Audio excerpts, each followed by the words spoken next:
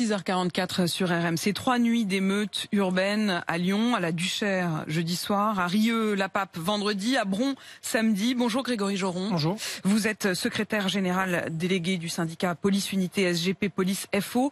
Et enfin, cette première nuit calme, la nuit dernière, dans la banlieue de Lyon. Qu'est-ce qui fait que ça s'est calmé? Est-ce que c'est les renforts policiers qui ont été envoyés? 200 policiers quand même? Oui, forcément, je pense que ça doit jouer un peu. Il y a un gros quadrillage sur le terrain. 200 policiers, ça fait 3 unités de force mobile. Donc ça permet quand même de couvrir et de quadriller, encore une fois, ces secteurs un peu compliqués à sécuriser, puisqu'ils sont faits de barres d'immeubles, de petites coursives, etc. Donc c'est toujours un peu difficile. Donc il faut du monde. Mais ça veut dire qu'en fait, le problème est un problème de moyens, un problème de nombre. Oui, alors après, on peut pas mettre une compagnie ou un escadron de gendarmerie mobile dans chaque quartier sensible de France, ça serait pas possible. Le problème vient pas de là. Le problème vient qu'il y a quand même une petite partie de délinquants qui agissent impunément depuis des années et qui pourrissent la vie de ces quartiers-là. Alors même si on y mettait du monde, de toute façon, à un moment donné, on aurait aussi des affrontements puisque le lien est totalement brisé avec cette partie de la jeunesse. Est-ce que ça empire ou est-ce qu'on a simplement le sentiment que ça empire ?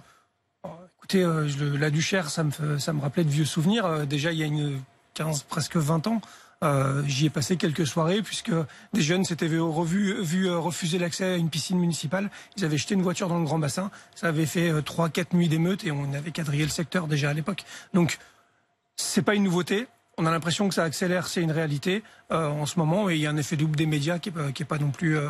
Qu'est-ce que quand vous dites, je m'en souviens parce que j'y étais, vous faisiez partie de ces escadrons qui ont dû aller sur le terrain. Quand on est dans ces moments-là, dans ces nuits qui se succèdent d'affrontements, qu'est-ce qu'on ressent quand on est du côté des policiers ? Pas mal de frustration quand même, parce qu'en fait on court beaucoup pour pas grand-chose.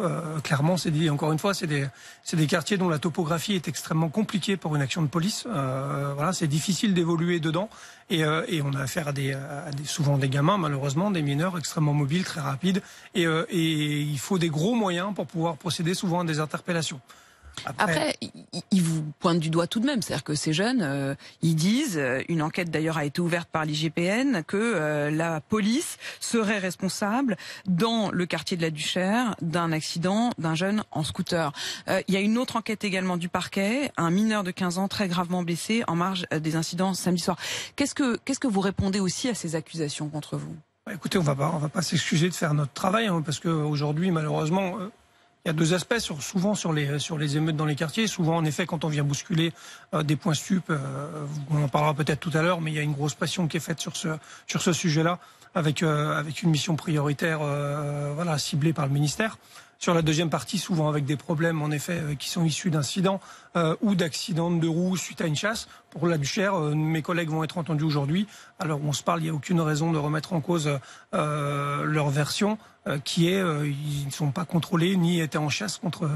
Et la version sur les explications de toute cette situation du ministre de l'Intérieur, votre ministre de tutelle Gérald Darmanin et le maire de Bron expliquent que ces violences par la lutte contre le trafic de drogue. Au fond, comme si parce qu'on a donné un coup de pied dans la fourmilière, forcément à un moment ou à un autre, il y a de l'agitation. Est-ce que ça veut dire que les affrontements qui ont lieu aujourd'hui sont le signe que les trafics sont en train d'être véritablement contrôlés ? Il y a peut-être une partie de vérité à certains endroits. Vous avez l'air d'en douter.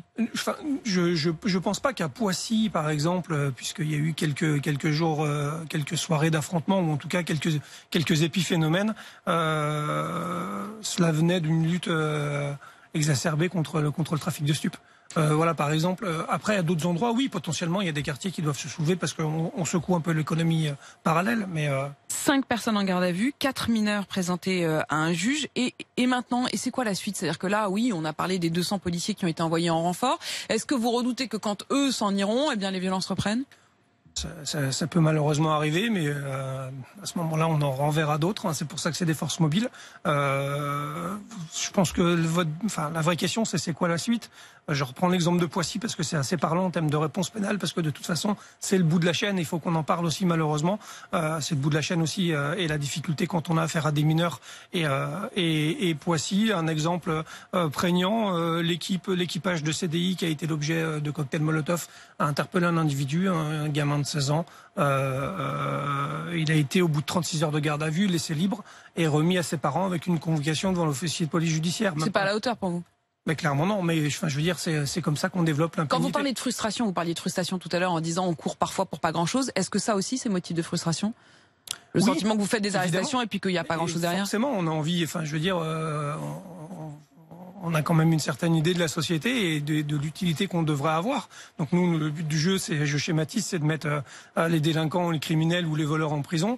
Une fois qu'on les a arrêtés, de les mettre forcément à disposition de la justice. Et si malheureusement de l'autre côté, la justice n'a pas les moyens d'aller au bout des choses, ça explique un peu le délitement qu'on connaît aujourd'hui. Le contraste des images entre quand même ces violences urbaines la nuit, sur lesquelles on vous sent en effet en difficulté, c'est le moins qu'on puisse dire, et puis les images qu'on a pu voir samedi de policiers qui étaient envoyés pour virer les jeunes qui prenaient du bon temps sur les quais de la Seine. Est-ce que vous n'avez pas le sentiment aujourd'hui d'être utilisé parfois pour des choses qui ne sont pas forcément utiles?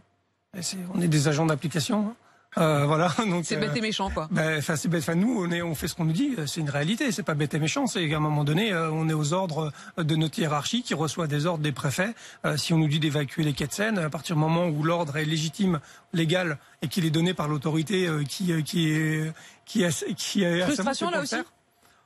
Frustration. Après, on est, je veux dire, on n'est pas doté, on est doté d'intelligence aussi normalement. Vous voyez, on sait un peu réfléchir. Donc après, chacun y mettra la lecture qu'il veut. On a un droit de réserve. Bon, voilà. Maintenant, je pense que. Il y a des endroits où vous vous sentez peut-être plus utile qu'à d'autres. Évidemment, et des endroits où on sent plus à l'aise qu'à d'autres aussi. Voilà, je pense que c'est la vie d'un policier normal, quoi. Merci en tout cas d'être venu dans ce studio ce matin, Grégory Joron. Je rappelle que vous êtes secrétaire général délégué du syndicat de police unité SGP Police FO. 6h51 sur RMC.